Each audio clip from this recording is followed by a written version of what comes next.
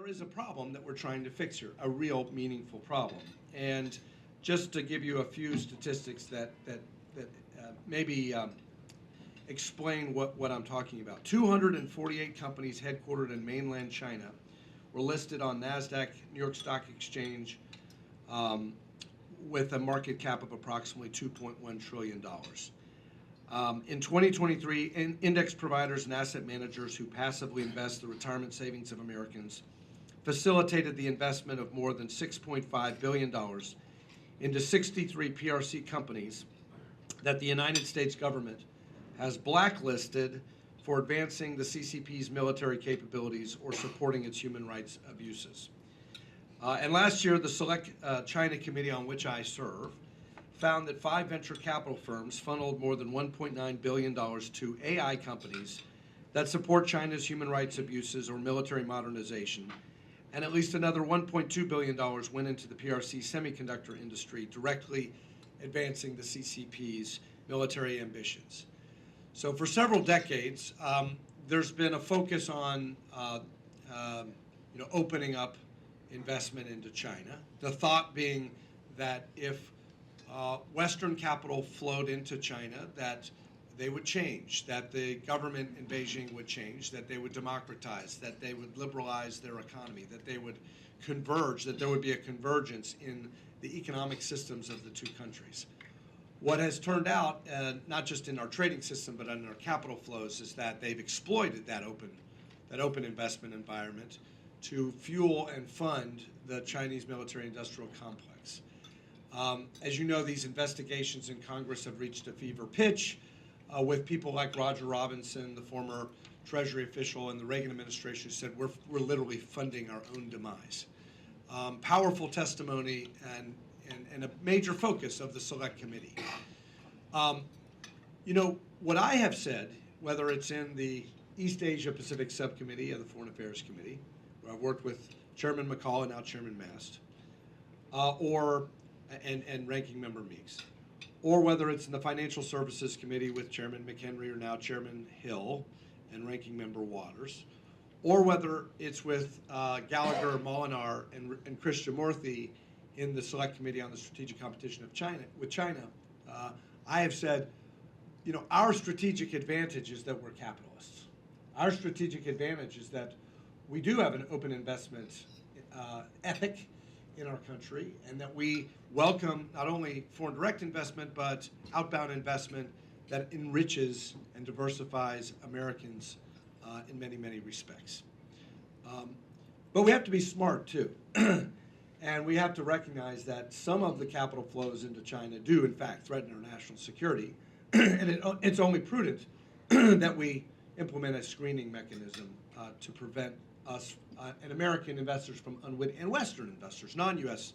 Western investors from unwittingly financing the rise of the military-civil fusion in Beijing. But what I have said repeatedly is we should not try to counter China by becoming more like China. We shouldn't try to imitate their industrial policy. We shouldn't try to imitate their command and control system, which is actually their strategic disadvantage.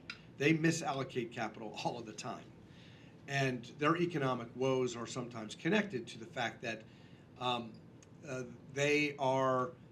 they're actually, in some respects, solving the problem for us, right? Because when they commandeer a company or when they crack down on a company, Western capital leaves and exits just based on market forces, that it's just too risky for investors to go into China.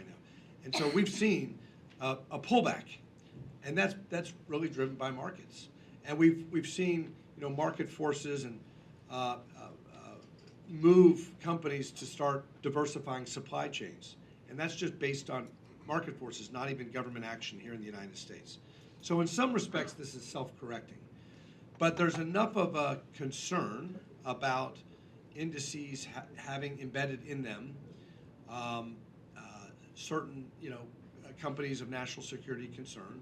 There's enough concern about venture capital, private equity flowing into unlisted entities that are working in sensitive technologies like hypersonics, like AI, like quantum computing, that there is a real desire from both Democrats and Republicans here to do something about it.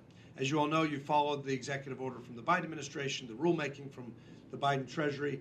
Now we just see the Trump administration issue a national security memorandum that really tracks, if you look at it, it really tracks the legislation that we had put together in the last Congress. So it was, there was the executive order from the last administration. There was my bill, which was a sanctions entity-based bill. There was the bill that Meeks and McCall put together, which was a sector-based approach, very different than a sanctions-based approach, a restriction on U.S. investment based on sectors. Not sufficient clarity, in my opinion, there. There was the Casey Cornyn bill over in the Senate. So you had all these different approaches. We worked really hard to come together, and we ended up with this Coins Act. We were meeting in the Speaker's office, and it was bipartisan, and the last iteration was actually in the big CR that was pulled. Okay, so that was actually, it was moving. It was going to happen, but for the intervention that happened right before the end, and it was pulled out. So where are we now? I have submitted to Treasury, to the new Treasury, the Coins Act, and some of the folks who are working with Secretary Bessent over there, they actually worked in the Speaker's office on the Coins Act. So Treasury has kind of a bit of memory about what happened in the last days of the last Congress. And if you read the National Security Memorandum that was issued by Treasury just recently, it really tracks the Coins Act. So the question now is, Cornyn and Cortez Masto are poised to reintroduce verbatim the Coins Act from last Congress in the Senate. We could do the same and then work from there. What I have said to Chairman Molinar, what I have said to Chairman Mass, and what I've said to Chairman Hill is we shouldn't reintroduce, and also Speaker Johnson, is I don't think we should introduce a bill that the Treasury Department, that the Trump administration opposes. We should make sure we socialize the text with them and introduce the President's bill, Secretary Bessent's bill, Secretary Lutnick's bill. We should make sure we're doing what, so word got back that I was taking that approach, and Raja didn't like that, and I think he kind of peeled off a little bit. So now there's a question, do we just reintroduce the Coins Act so we start from a bipartisan place and then work with the administration to get it in the right format? And there's a little push and pull still on what we do, but we're tracking an introduction for next week. The Speaker's office is giving us a signal, and I need to talk to French about this, but they're giving us a signal. They want us to just reintroduce the Coins Act in a bipartisan way and then work to integrate the technical assistance from the administration as we go along. So that decision has not yet been made.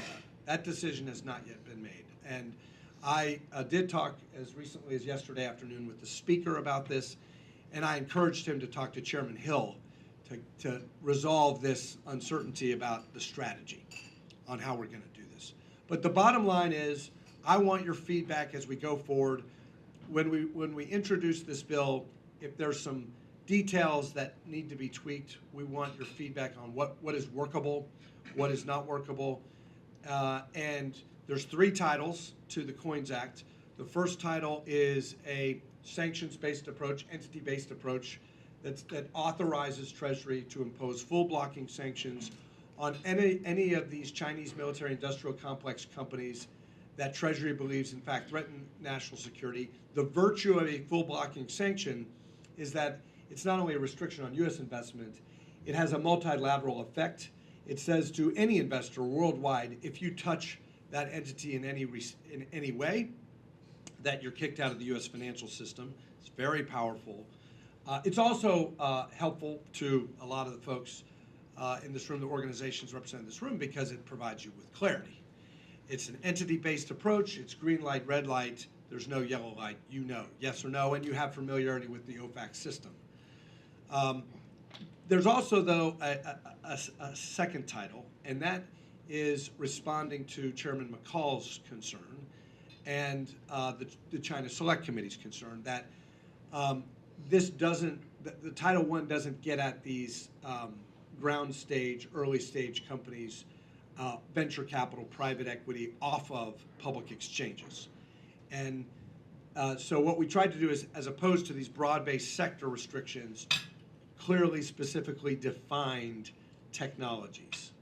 Now, we want to make sure that we're still providing a green light, red light approach so that if you do have a supply chain issue in China, and it's benign technology, it's a benign investment, it doesn't implicate national security. AI could mean a lot of things. Semiconductors could mean a lot of things.